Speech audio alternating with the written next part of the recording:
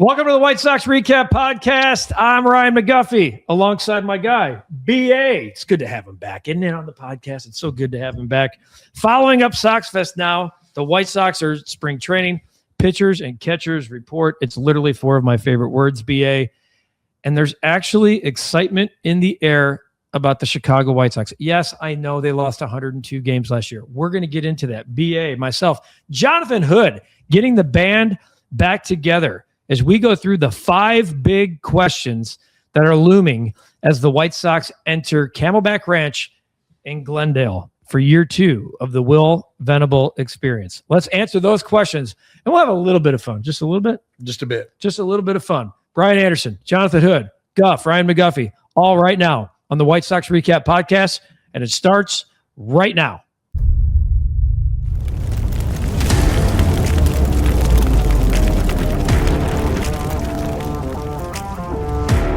We're going to let them know how proud of the group we are, and certainly the momentum that they've created in the second half last year, the things that we were able to accomplish in the offseason. All these players have productive offseasons. Our coaches did a great job in helping these guys continue to develop through the offseason. But we have to start at zero, like you said, and the focus will be those things and creating habits around those things on a daily basis. Let's go. It's spring training. Pitchers and catchers report. The four of the most magical words in sports. Brian Anderson's back. Hoodie's back. I brought the whole band out together because it's spring training. It's finally sunny in Chicago and 40 feels like 80. And we have questions that I want to ask both of you guys because before you heard Will Venable there. And look, everybody is 162-0 right now, and everyone's excited. But in a White Sox specific, and I want to ask you, Hoodie, first this question, because Will Venable's talking about starting at zero. The last 3 years, including this year, we know that the White Sox aren't going to win the AL Central. But gosh, it does feel so much different heading into 2026, knowing you go back 2 years in the Pedro Grifol mess. Last year we knew it was a lot of cleanup and like a lot of what ifs in terms of when our guy's going to be here. And now you know that there's a core, and we saw a lot to like in the second half. Does this feel different to you as we go into 2026? It does.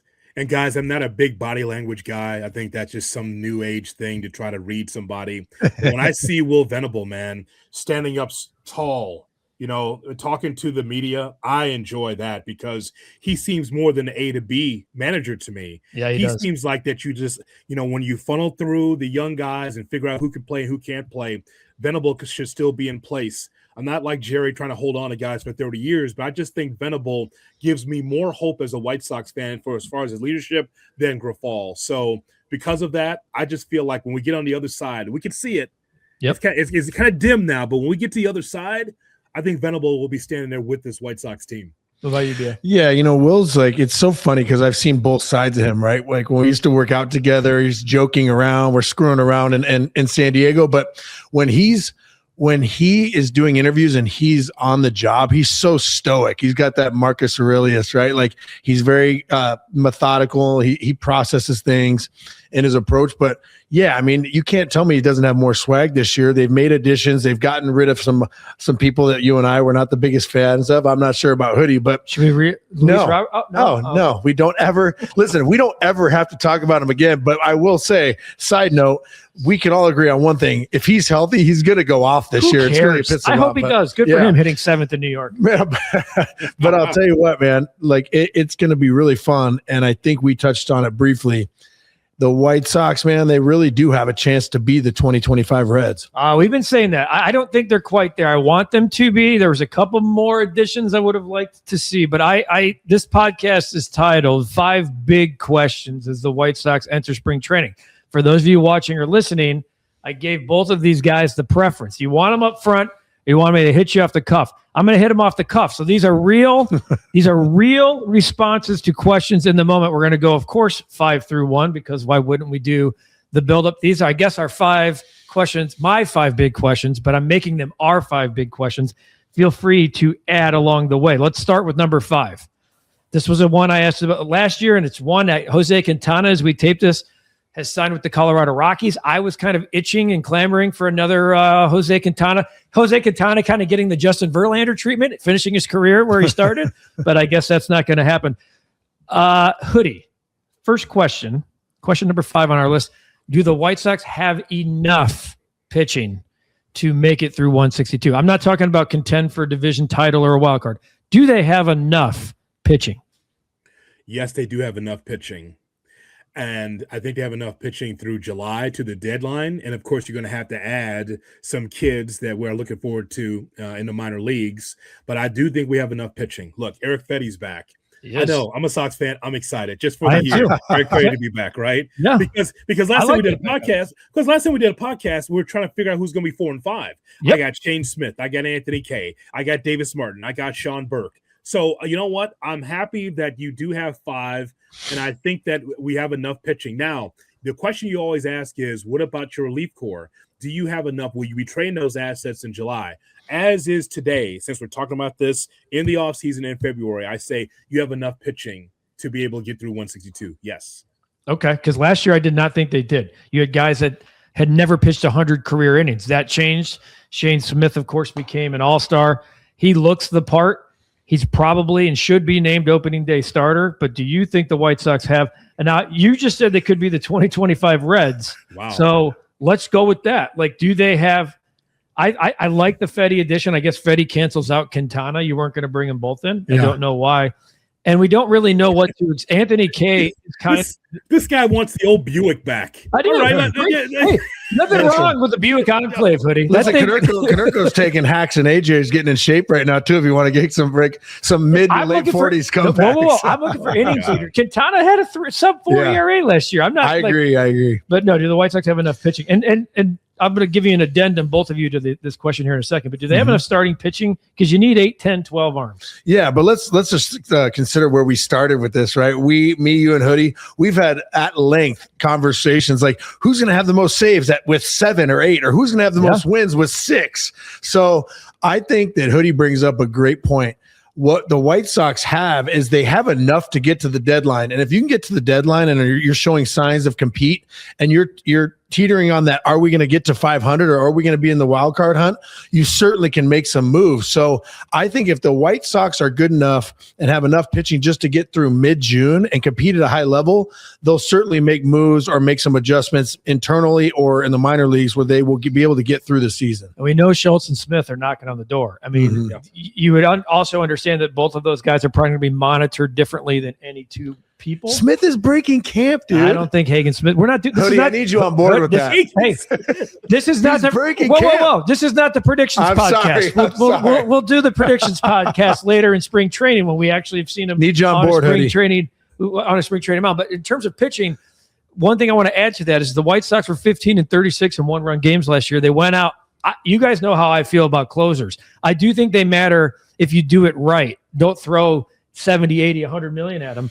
They got Sir Anthony Dominguez, and I think it's a huge that might be the reason that you see Will Venable standing a little more firm, a little more straight up, because he can actually work backwards from the 9th inning and put Grant Taylor into a multi-inning Mason Miller type role. Leisure, who had 7 saves, led the White Sox, by the way, in 7 saves. Michael Kopech was your answer for the year before, who was traded at the deadline with 9. For those of you looking for White Sox trivia, looking for a little bit more double digits. And if it doesn't go your way, you have some flexibility to move Dominguez if you want to. But I really like what Chris Getz and company did by going out and getting it at that particular time, the best back-end option left. Hoodie, did you like that move? I do. Absolutely. Well, you need to have a closer. And here's the thing. If BA's right, like the over 67.5, then Dominguez is going to get, 25 saves? 100%. or more. So I love Taylor. I love the idea that you got Chris Murphy. You've got Jordan Hicks. You've got Leisure, as we talked about. So at least their bodies. Now we got to find out whether or not they've got it to be able to keep the White Sox in ball games, because you bring this number up all the time. As soon as you hit record on any podcast, you're talking about those one-run games, because that was a bitch. That was hard to watch because the Sox were close, right? But imagine if you were able to have a bullpen that's reliable 6th, 7th, 8th, 9th, and you now maybe you're winning those games instead of losing them. You know what's crazy too is you talk about those one-run games, Hoodie. Like the White Sox were like 15-30 something. 15-36, if you just clean that up by 5 or 7, you are now like changes the whole trajectory of your season. It's insane. I mean, I think just by cleaning up the back end of the bullpen, adding a bat, going in there competing, those young guys are a little bit more seasoned now. The White Sox, I don't want to make predictions yet, man, but I think they're going to flirt with 80. You're so giddy. You got a little Garfine in you right now. Easy, Chuck. I love Chuck. Chuck's my guy. We didn't even mention guys like Mike Vassell, who's being stretched out as a starter in spring training. Sean Newcomb, who was added, everyone's saying is one of the more dominant left-handed relievers. Secret side note, he was a starter last year at the beginning of the year, so you could see a stretched out situation there. So it sounds like we all agree that they do have enough pitching for now. ... So that gets us to the deadline. All right, question number 4 on the list. Who the hell's playing outfield for the Chicago White Sox? Jonathan Hood. Okay, so is Benintendi in left field? He'll left field DH, right? Yeah. Sometimes, DH for 70 games. Yeah. Okay, so you got that. So right field, is that Austin Hayes? Because that can't be Brooks Baldwin. I see her on CNN all the time. I don't think that's good. So I don't think Brooks Baldwin in right field works for me. But Hayes is probably going to play at maybe both corners at times, I think. Yes. And then Acuna in center to replace Robert. And probably some version of Pereira, the kid from Tampa Bay, like the old Yankees top prospect. So yeah, and by the way, Brooks Baldwin sampled in at each of these spots over the course. Never the preference, but sample a splatter of Brooks Baldwin. Okay, here's what I need, BA. Just go get them. I don't expect a lot at the plate immediately from these guys. Well, not Acuna and Hayes or Baldwin, but go get them. How do you think I survived in the big league for 5 years, dude? They're like, Ozzy would be like, well, fuck, man, he'll catch everything and throw guys out. He may go 1 for 4, 3 punchies with like they leave 15 guys on base, but he'll go run it down. You heard Chris Getz say that he said it right here on the podcast that they're gonna, the outfield is a defensive-minded outfield, and that they've creatively come up with other ways to win games. I want to know what that looks like. I think from a pitching standpoint, from a bullpen standpoint, they've shored it up. I don't mind, by the way, that the White Sox don't have a power-hitting outfield. You know why? Because they haven't. What's changed? Where were the home runs coming from the White Sox outfield? I mean, Benintendi had 20.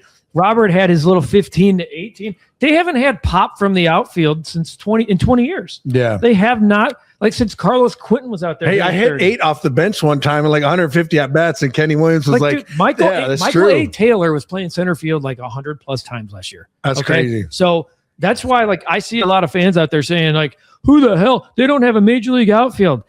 I mean, how do we know? Because the Acuna really wasn't given a chance in New York because their expectation was to win. So high prospect, don't produce. What happens?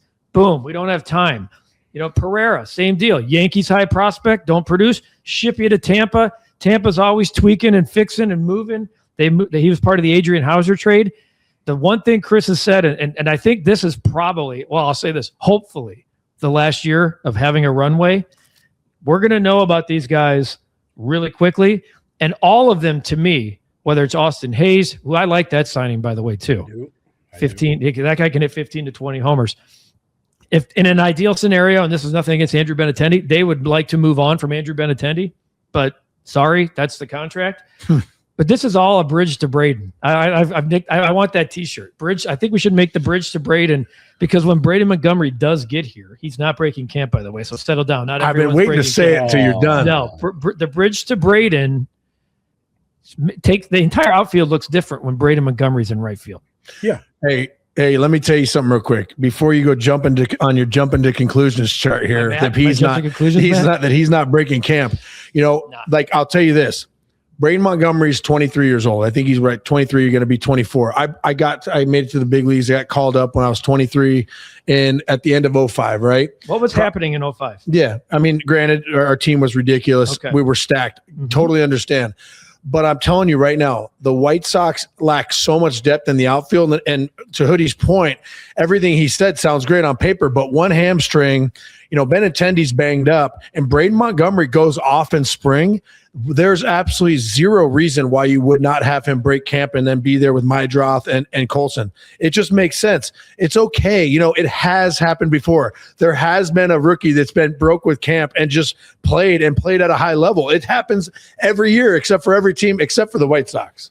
Yeah, but there's no Hoodie. Where do you stand on Braden Montgomery? Last year was his first full professional season, and he got to Double-A. Why are we rushing it? No, it's not rush. I'm simply because saying you have a hole there, though. No, I'm simply saying lack of depth, any sort of injury, and he goes off. There's guys you watch all the time in camp, and you break. You're like, damn, that guy. What is he? Rookie? He's like, oh, he was only in the minor leagues for a year. It has happened before. That's all I'm saying. So this is what's going to happen. All right, it's going to be a chilly day in April, right, or like early May.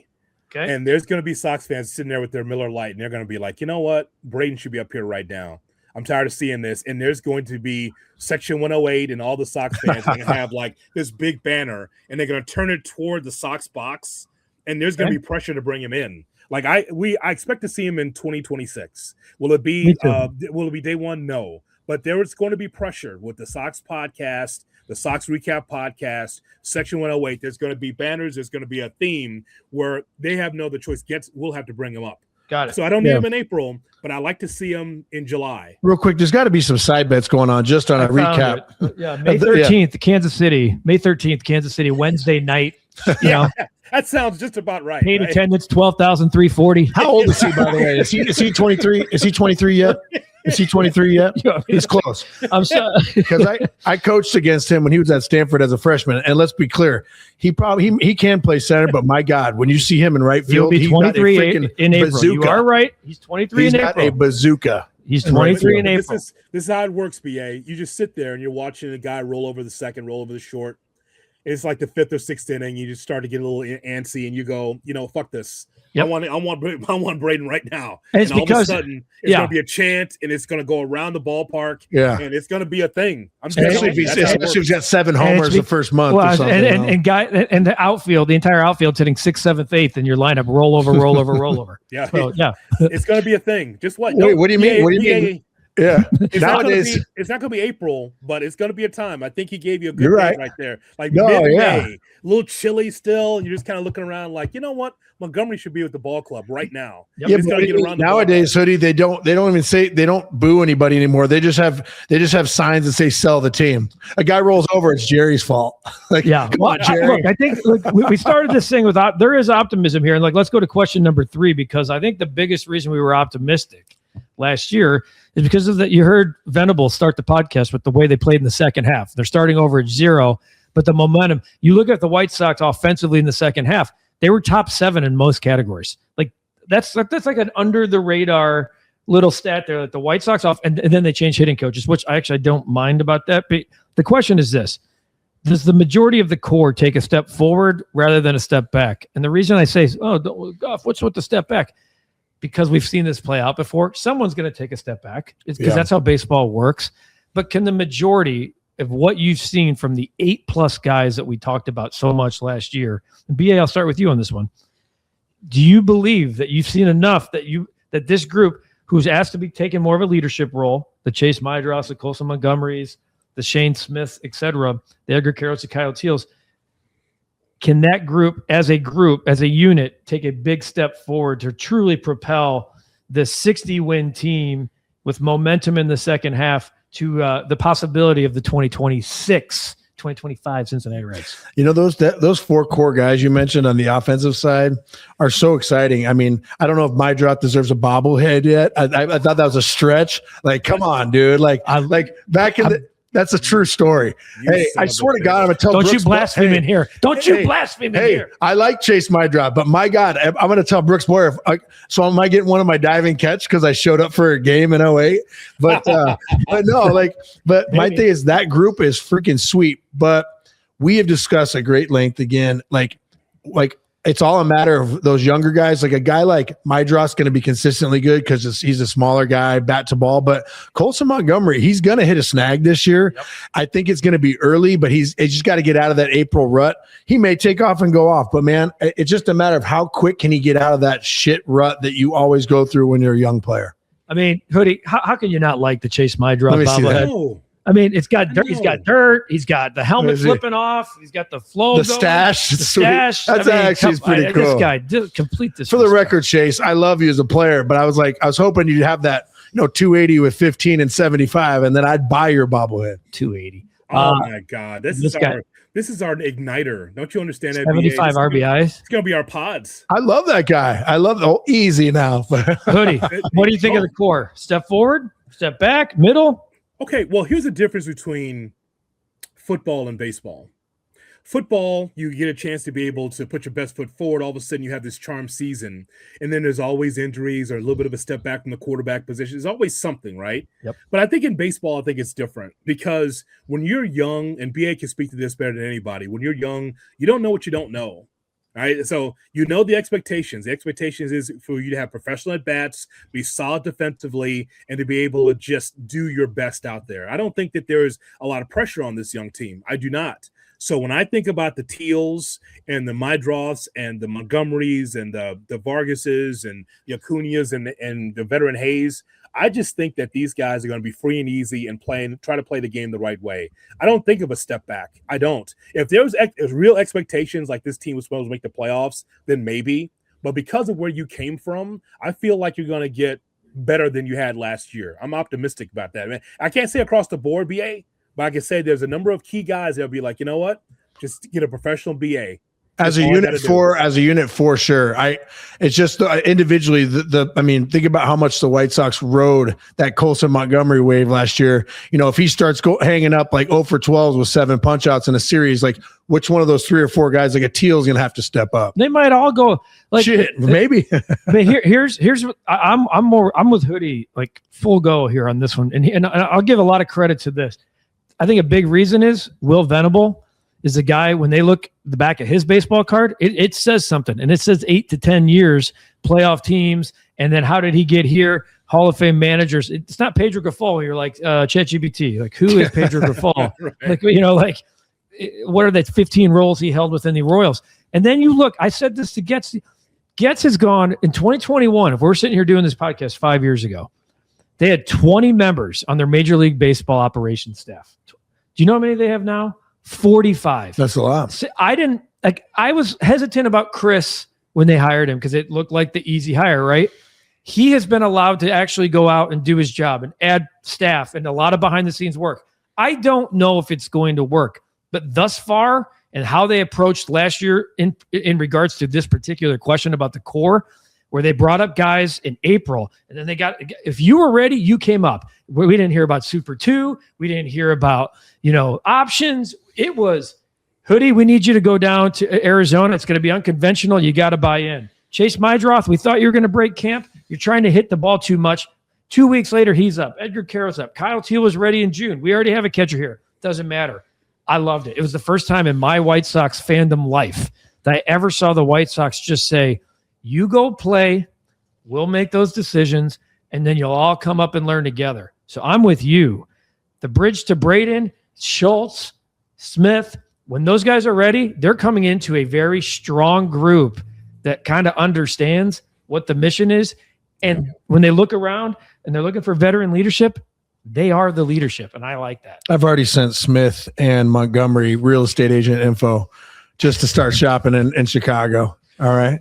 So I'm actually starting to think here through 3 questions that we're more of the 2025 Reds than I thought we were. Hey, we're getting excited. Look at you get the band back together. You start to get a lot of heat. For those of you just listening, Hoodie is using the pump and braid signal, which I was going to get back to. Hold on. It's Venable, not Tito in the dugout. Okay, Francona could turn clearly as we get closer to Easter. He could turn water into wine. So I mean, that's what Francona does. I mean, it's a miracle what he did to get him in the playoffs. Hold on a second now. At least the Reds had talent. Be careful now. We have young talent. That's the difference. Be careful now. Hey, I don't know if you heard before, but Tito did manage Michael Jordan. Let's go to question number 2. You can make an argument that this is question number 1. We're going to hear from Will Venable before we give an answer. But Mooney Murakami fell into the White Sox laps. And he's getting a lot of rave reviews, right? We're seeing the 25-second Twitter clips of, he's hitting balls to. He's getting 65 To the mile an moon. hour, 65 mile an hour BP fastballs down the plate that require no adjustment. But look, 6 months ago, there wasn't one of us that was saying the White Sox were in on a guy that a lot of people thought would be a $100 million player. So Mooney Murakami, the buzz is real at White Sox camp. Here's Will Venable on day one. He's got a powerful stroke. Certainly excited to get him going here, get him involved in the program, and watch him go and do his thing in games. Have you talked much with him since he's gone here? Yeah, I was able to connect with him. Really personable guy. Somebody that is going to be a great guy in our clubhouse, going to make an impact. Really excited to have him both in the clubhouse and on the field. All right. So question number 2. Sorry, I'm texting real quick. I'm texting Dan Flood to get some of those hats. Once you get Welcome back. Yeah, help a brother. I out, got man. you, hoodie. You want Help- one? Yeah, I'm on it. Come I'm on, it. Orange whip. Okay, got it. I'm on it. Just like at the bar. Come on, BA. I got you. Come on. Yeah, you're Candy around. set aside. Yeah, credit card roulette. You're up. Mooney Murakami, hoodie. While he's getting his text in, we'll start with you. Will he / can he be a star? Guff. By the way, Go ahead. we can define star. So Okay. you can define star for however you'd like, but can he be a star? Guff. Either this is going to be spectacular, or he's going to be your mean Mercedes. and I don't know which it is. I know that that's not the question, but I don't know what to expect. I like your mean for like 70 games was fun. Nothing like taking on a position player. You got green light 3-0 hitting a home run. And your man is shitting all over it. Yep. So I mean, that was fun just for a little bit to see a guy that was unpredictable. But in the same vein, I don't know what to expect. My hope is that when we talk about these young players and whether or not they're going to take a step back, a step forward, that Murakami could be one of those guys that can lead. Yeah. May not speak the language, but again, he could be able to do it with his play. And so I believe that he can be a difference maker and not a trade deadline guy. I expect him to be with the team through 2026 into 2027 if there's a season. So star, don't know about star, but difference maker along with young guys, sure. Yeah, what a great piece. Eminem is hitting tanks, but I would argue too, Jim Tomei throws on the gear at 55 years old and launches absolute nukes to right center and BP. But again, this guy is so exciting. He often gets drowned out. Like it's one of those things you just brought up, and I'm like, I completely forgot what an impact this guy could have. I mean, he goes out there. I don't know what he's doing, taking ground balls at third base. That's blasphemy. But he starts rolling out there at 260 with 25. I think that's an amazing sign. Then he's going to be gone. But what are you going to do? I'm with Hoodie on this. I think the White Sox, as a front office, this was creativity at its finest. Huge. They were checking in on the player that they knew was going to be too much, that wasn't going to be to their terms.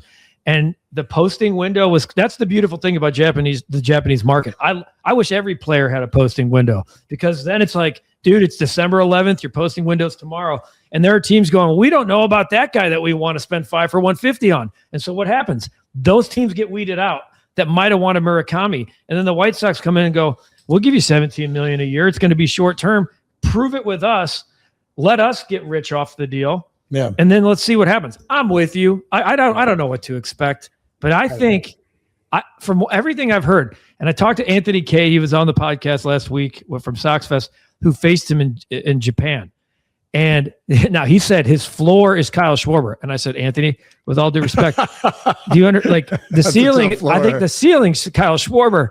And he was like, no, I understand what I said. The floor. And I was like, well, then this is the best move in the history of the Chicago White Sox, because that's insanity to me. You're talking about an MVP type. But he said the one thing, he said he's a $100 million player, and I really believe the guy's going to have a chip on his shoulder because of it. And if that's the case, that tells me he's going to work his ass off, and the power's power. So I'm expecting 30 homers. I am. I'm expecting 30 homers. Hoodie, what were you going to say?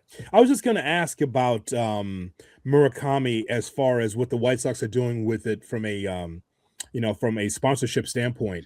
But Days in the clubhouse. And they got it on the north side. It's called Sloan, so I'm sure they have that over there. I can tell you this. This is a fact. I could tell you that I know for a fact that Brooks Boyer has already been to Japan, and other teams, other members of their front office are making trips over to Japan from a sponsorship standpoint. And that's a great question you ask, because I think this is twofold. A, the revenue you can bring in from the Japanese market. It's usually what? It's always West Coast or New York, and that's it. And here's middle of America right here with direct flights to Tokyo. That the White Sox, yes, they've had small dabbles, Shingo Takatsu, Tadahito Iguchi, and then really nothing. Fukudome, that was the back end of the Cubs. Well, one disaster. thing about Gooch too is he's so mild mannered and so quiet. He had that like quiet confidence. This guy seems to be a lot more marketable. Yeah, and that's, I love that. Like, they're going over there saying he's Babe Ruth of Japan and everything. So to Hoodie's point, let's see it. Like, let's see that behind. I want to see behind home plate Japanese lettering. I want to see that. Like, and I said this after going to the Dominican Winter League in 2019 with the first group of the rebuild. We went to a Winter League game together, and I said, Brooks, you got to do a Dominican Winter League night. Do a Japanese night. Do you know that in the Japanese, I'm flying off tangent here, there are certain sections, if you pay for the 100 level, if you're buying these tickets, you cannot cheer for the opposing team. Love that. Bring something like that. Get creative with the creativity, because here's the thing. If this guy hits 280 with 45 homers and easily wins the Rookie of the Year at 30, start thinking about what that second contract likes and make that MFR as comfortable as you possibly can. Even from a marketing standpoint, like, this is those situations where it would behoove the White Sox. I mean, it would be huge for the White Sox to be in a good spot, because, you know, those Japanese teams, they feed off that energy. I mean, he's used to playing with the Yakult Swallows, I believe. Former agent Terry Bross pitched for them through a no-hitter. He told me the energy's insane out there, right? So if you can get the 108 guys and all those guys really rallying behind this dude, they're going to rally. This guy's going to feed off that. I think the only way this guy has a mediocre season is if the White Sox off the jump are just terrible. He's miserable. He wants out. But if the White Sox are good and competing at a high level, this dude is going to thrive. I think that really helps out from a marketing standpoint. Now you're bringing new fans into the rate if Murakami is hot. The other question I would have, and I think we all have this, BA, is so the White Sox got Murakami, huh? Was there even a close second? How come the Braves didn't get him? I mean, you do wonder about some of the, what do you call, better organizations that really have good scouting departments. And well, they were all scared about the contact. They're scared about the contact rate and the high percentage of strikeouts. So if you're a team with a big runway, I do know this, the flights to Japan were important to him. So if you had to like connect from Phoenix to get to Atlanta, or like Atlanta to Dallas, to or Pittsburgh, because like I would be like, why the Pirates are spending money? Why are the Pirates giving 3 years, $65 million? You know what I'm asking you though. You know what I'm asking is like, I see know the number that he's making. I'm like, Sox, huh? And I just want to know who was second and third on that list, because I don't want to have someone that can't help us. I think he can, but it's always suspicious when you have that. It's like, oh, Sox got him for a song. Well, it could be like what you said, right, Guff? Like, it could have been just that perfect storm of the timing, right? Like, the window was closing. Other teams were waiting on other players. Like, they had that money tied up, or, had that money tied up with other players that they might potentially sign. But, that it could have just been that 24-hour window where the White Sox just struck gold. Yeah, I do think there's a lot of luck here. On Hoodie, I think that your red flag is very reasonable. I do. I think it's why the White Sox, right? Why the White Sox on a guy that looked like he was going to make $100 million? And we've seen the flood of Japanese talent since Ohtani. It's been really good. It's been extremely strong. So how did this guy get through the cracks? I don't know the answer to it, but I'll say this: if he comes and flops for 2 years, $34 million, this is to me a reward sign. No one's pissed about that. It's a reward. There's zero risk in this signing whatsoever for the Chicago White Sox. You're not blocking anybody. He's not blocking any young kid. Braden Montgomery's not behind him. They have zero left-handed power. None. And if this guy comes and hits 240 with 30 bombs, it protects. Look at what it does to Teal and Montgomery. If he's Adam Dunn, it's a win. Well, hopefully it's not 159 with 212. No, I'm talking 220 with 40. Yeah. That's still a W. So it is. And one more thing about Mooney before this, because it's definitely the best of the questions. It's the most curious one. Okay. I just think the curiosity factor alone across not just new whites, like new people coming to the rate, I could see MLB Network. Let's do a check-in. Let's go to Chicago. Mooney Murakami's up to the plate now. There's going to be just that, let's see what this guy's about for a while on the national stage. And just the eyeballs alone, that if he can raise the game of somebody else, that's why I think if you put him at like 4th, hit him cleanup, and you got Teal 3 and Montgomery 4 or Montgomery 5, like just the power alone. Which Montgomery are you talking about? I'm talking about Colson. Oh, okay. Okay. Mr. Sure. Braden's breaking camp. All right. Are we good on Mooney? You're so good. No one thinks he's going to be a star except for me. No, I'm kidding. I'm kidding. I'm kidding. Okay. The last one. And it's a question that I think we've already answered. I've been trying to cheat the entire time and get a look at that thing. What do you think? Okay. Well, okay. How about this? Let's get a quick. If you were asking number 1, what would it be? How many wins will the White Sox have the first month? That's a prediction podcast. Hoodie, what would you think the number 1 question is? Is Lenine Sosa going to make the ball club? He's still around? Is that our DH? Because I'm all out on that. That would be the question I would ask at number 1. I don't see, all these mock lineups, and I never see the guy who had 20 home runs. We crack on him, but then every time I'd cover a game on CHSN, I'd be like, Lenine Sosa, double on a homer, and no one else hit. You know, so the White Sox have 243 losses the last 2 years. 243 losses the last 2 years. My number 1 question is, can we be excited about the 2026 White Sox? And at what point, sorry to interrupt, at what point would that excitement turn to question? Question about? Why was I excited about this team? Which is what you generally ask yourself about the All-Star break. Yeah. All right. So what can we be excited about the White Sox? We always tell the truth here on the Sox recap, so we got to tell the truth. The truth is that we don't know what tomorrow brings with Major League Baseball. So I'm going to go to as many games as possible with you guys because 2026, we have to bottle it up.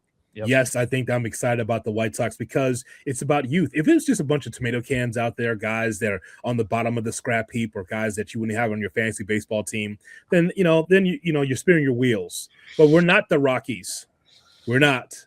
We are a team with young players. Murakami's interesting. The pitching's interesting. So yes. When I put in my ticket for over 67.5 wins, I stand by it because this will be better than last year. I totally agree. I think regardless of what the record ends up being this year, you have 4 or 5 chips on the offensive side to root for every single game. You know that Chris Getz and the staff and the administration went out, the front office went out and made moves. So they checked that box. They brought back a couple players that we liked, like Fetty, right? So they're doing things that the fans are actually behind. And again, I think that if you can ride that wave of we have young talent, we brought in a power bat, few arms, and solidified the back end of the bullpen, you're off to a fresh start. I think it wipes the slate clean. I think you nailed it right there, Hoodie. I do. I think 2027, it's at the front. It's on the front burner of how the White Sox are built and how Major League Baseball executives are looking. And it should be on the front burner how fans are watching, attending, and cheering for their favorite team. If this was heading into 2024, this would be miserable. Everything about it would be miserable. I don't even know if I would want to even put myself through it, knowing that a strike could be looming. But because of what the White Sox have done, how Chris Getz has positioned this particular group of youth and players and talent, not just, before it was we have all this pitching, but we have one infielder. It's there's talent everywhere and there's more coming. Yeah. And there's so much excitement. And then the players that they've signed, this is what I like about 2026. They could flip guys at the deadline. They could keep them past the deadline. They have allowed themselves flexibility, not just financially, but also in the 2-year deal type situation, whether it's Dominguez, Murakami, et cetera, to say, let's see how this season plays out. And let's see what happens with the labor strike, because that's out of everyone's control. Mm-hmm. Chris Getz has zero control how that will play out. Everyone hopes that there's no strike. As we sit here now, it's impossible to predict. It feels like there's going to be a long, dirty one. Let's hope not. But I'll say this about how Getz, and my answer to the question is absolutely. I think you could be excited. Because you know what happened? You know how the White Sox have positioned themselves post-2027? Do you know how many players are on the books contractually in 2028? Anybody? No. All of them. That'd be zero. They have zero long-term commitments after 2027. They have all of the guys obviously under control for arbitration. They have no Benintendi's. They have no Roberts. They have no Murakamis. They have no money. And with the way the White Sox could be taking this thing, if they were to make I don't expect them to make a 19-game jump again. But if it's double digits, 10, 11, 12, other teams are going to start looking around going, what the hell did the White Sox do after that group got fired? That people are coming in, having great success, and are wanting to go there again. And I think the whole thing is exciting. I do. I don't think it's just on the field. I'm getting nerdy about some of the stuff behind the scenes, and I don't think enough fans care about the behind the scenes because it doesn't equal wins and losses. But I think it does. And I think for the first time ever, we're seeing a non-like Kenny, Rick, just that whole 30 years of incestual hires that are happening. And we're finally seeing, benefits of hiring other people outside of the Kansas City Royals. Yeah. Just remember the Chris Getz. No one shops at the Aldi and makes a meal like Chris Getz. That's exactly right. It's true. I like that. Hey, I love Aldi, man. Hey, I know. I was telling my son about Aldi the other day. When we were kids, and Hoodie, you'll love this. When we were kids, you went to Aldi and you got green beans. The can said green beans, and that's all. That's all. It was a yellow label. It had no nutritional value. It just said green beans. It's like, okay, I guess this is what mom needs. Now it's like organic green beans from the farm field. Oh, Aldi. I love Aldi. Aldi's got. And the reason why I said that is because that's that crushed green beans, and it's half off, right? It's that open bag of dog food that's just displayed all over the floor, but it's half price. And it's like, you know what? Getz takes that bag and says, "Fuck it, put it in the cart." So he's making a meal with all of this stuff, right? That's Acuna, Pereira, Vargas. CBA. This is not Whole Foods moves. No, or Mariano. Not yet. No, there's no hot bar with the White Sox. No. No, it's not. It's just that crushed can of green beans, and you're like, you know what? Throw it in the cart. Well, what would you call Murakami? Would he be like the guy that got is he the new product at Aldi? Completely still in the bag? It just says pork chops. No, it's a hoodie. I was at Aldi the other day, and I actually looked over there, and it said they had an egg white carton there, and I'm like, okay, you guys have egg white carton, but they also had protein bread. I'm like, I'm not shopping here anymore. You guys have changed. Yeah. It said protein bread. The produce section at Aldi in the 80s was cans. Yeah. Okay, it was definitely not fresh greens. Okay, that's it, and that's what Chris is doing. And you know what? I'm gonna put it all in the pot. You know what? I'm gonna take this, and I'm gonna make a meal. I'm going to make a meal, and I'm going to make a White Sox as close to 70 wins as possible. Absolutely. And the thing is, it's actually starting to taste kind of good. And you're going, where'd you get this? He's going, Aldi. And I'm like, I've heard they've changed. Tastes good. Murakami tastes good. Can I have a little bit more, please? Oh, a little teal, please, over here. Oh, a little Sir Anthony Dominguez, please. Could you find me on my draw, please? Just bring it to the table. Thank you very much. That's it. It's too good. Well, I think did we hit the big questions? Is there? I think we did. Wait, am I sensing you putting a bow on it? You're starting to feel the bow coming, aren't you? Wrap. Yeah. Hoodie, do you feel good about the 5 questions? I feel great about it. I want another 5. I'm ready. Give me another 5. Well, that'll be part 2 when we actually look to the prediction. We're definitely doing the three-way predictions because I was hot last year. He did win the predictions. I think he won 4 of the 14 categories. Which is all you need. You just need to hit 271 on this podcast, and you will win yourself an opportunity for a beer at a ball game. Which, Hoodie, I'll buy you one anyway, even if you don't win the season predictions. I appreciate that, sir. Thank you. You're a good egg. I don't care what BA says about you. This has been the White Sox Recap Podcast. It is officially baseball season. It's good to see it. It's good to see it. It's good to say it. BA is back. It's good to have you back. Hoodie, always good to have you back. I knew you were doing it. Absolutely. I knew he was switching the wardrobe. What do you mean?